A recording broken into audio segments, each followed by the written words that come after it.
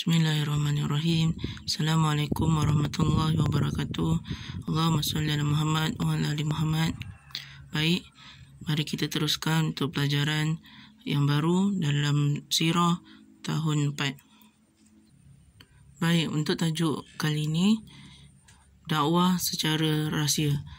Nabi Muhammad SAW berdakwah secara rahsia. Nabi Muhammad SAW memulakan dakwah secara rahsia setelah turun ayat berikut. A'udzubillahi minasyaitonirrajim. Bismillahirrahmanirrahim. Ya ayyuhal mudaththir qum fa'anzir wa rabbaka fakabbir wa thiyabaka fatahhir wa rujza fahjur. Sadaqallahul azim. Baik, mari kita lihat maksudnya. Maksudnya, wahai orang yang berselimut, bangunlah serta berilah peringatan dan amaran kepada umat manusia dan Tuhanmu, maka ucaplah dan ingatlah kebesarannya dan pakaianmu, maka hendaklah engkau bersihkan, dan segala kejahatan mereka maka hendaklah engkau jauhi. Surah Al-Mudaththir ayat 1 hingga 5.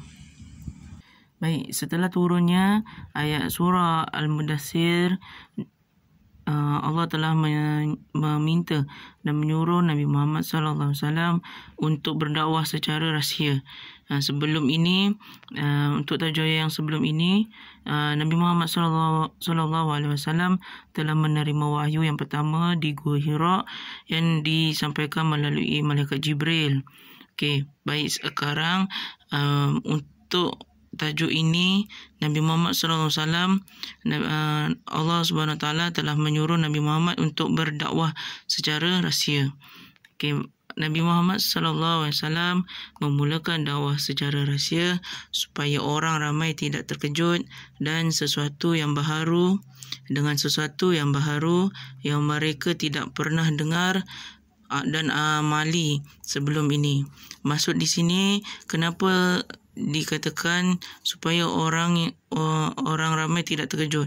Kerana sebelum Nabi Muhammad SAW berdakwah mengenai Islam, kaum Nabi Muhammad ketika itu mengamalkan riba, mengamalkan menyembah berhala, dan ketika Nabi Muhammad mendapat wahyu, Allah SWT menyuruh Nabi Muhammad SAW untuk berdakwah kepada umatnya secara rahsia terlebih dahulu sebelum berdakwah secara terbuka. Okey, mari kita lihat senarai yang memeluk Islam. Baik, kita sambung dengan tajuk yang ketiga, iaitu orang yang mula-mula beriman. Okey, Nabi Muhammad SAW telah berdakwah secara rahsia, dan tajuk kali ini adalah orang yang mula-mula beriman. Baik, mari kita baca dan fahami. Nabi Muhammad SAW memulakan dakwahnya kepada ahli keluarga dan kaum kerabat terdekat serta sahabat-sahabat baginda dalam kalangan kaum Quraisy. Sahabat-sahabat yang mula-mula beriman ialah, mari kita lihat, yang pertama, Sayyidatina Khadijah binti Khuwailid, iaitu isteri Nabi Muhammad SAW. Yang kedua, Ali bin Abi Thalib, iaitu sepupu baginda yang masih kanak-kanak dan tinggal bersama Nabi Muhammad SAW. Yang ketiga, Ummu Aiman, iaitu pengasuh Nabi Muhammad SAW. Yang keempat, Zaid bin Harisah, iaitu siapa Zaid? Hamba yang dibebaskan oleh Rasulullah SAW dan dijadikan anak angkat. Yang kelima, Abu Bakar bin Abi Quhafah, iaitu teman rapat Rasulullah SAW. Yang keenam, Osman bin Affan. Ketujuh, Az-Zubair bin Al-Awam, Abdurrahman bin Auf, Talha bin Ubaidillah, Sa'ad bin Abi Waqqas, iaitu semua ini 1, 2, 3, 4, 5 orang ini adalah orang yang diseru dan diajak oleh Abu Bakar memeluk Islam.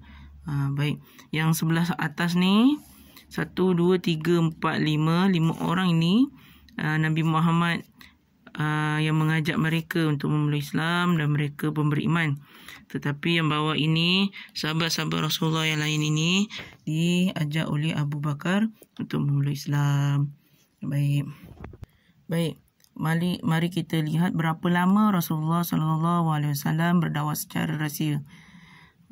Dan di mana tempatnya Rasulullah SAW berdakwah secara rahsia. Yang pertama, Nabi Muhammad SAW berdakwah secara rahsia selama 3 tahun. 3 tahun ya, berdakwah secara rahsia untuk memperkenalkan agama Islam kepada kaumnya secara rahsia agar mereka tidak terkejut dengan amalan yang baru yang Nabi Muhammad SAW diperintahkan oleh Allah, iaitu agama Islam. Baginda memilih rumah Al-Arqam bin Abi Al-Arqam. Rumah siapa? Al-Arqam bin Abi Al-Arqam. Lagi saya ulang, Nabi Muhammad SAW memilih rumah Al-Arqam bin Abi Al-Arqam bagi menjalankan dakwahnya. Dianggarkan seramai 40 orang telah beriman pada peringkat ini.